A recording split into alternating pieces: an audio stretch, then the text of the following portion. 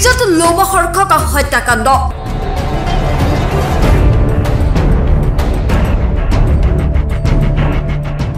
জ্যেষ্ঠ ভাতৃয়ে কনিষ্ঠ ভাতৃক হত্যা কৰাৰ অভিযোগ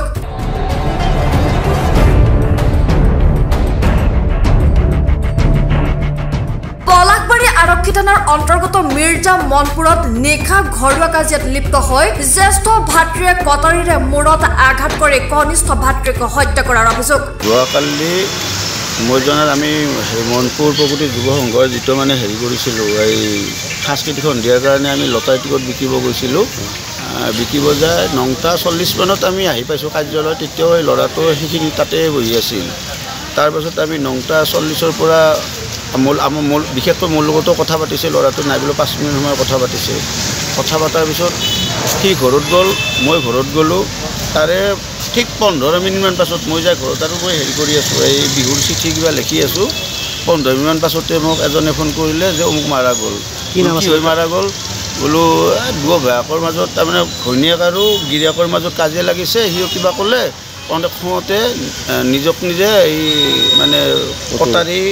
মাথাত মাৰি দিয়া বুলি কৈছে আৰু এনেকৈ মই আহি চালোঁ আহি চাওঁতে তেতিয়া মেডিকেল লৈ আহিছে মেডিকেল আহি নোপোৱাৰ আগতে ইতিমধ্যে মাৰাই গৈছে ল'ৰাজন মৃত যুৱকজনৰ নাম নৱ দাস আৰু ভায়েক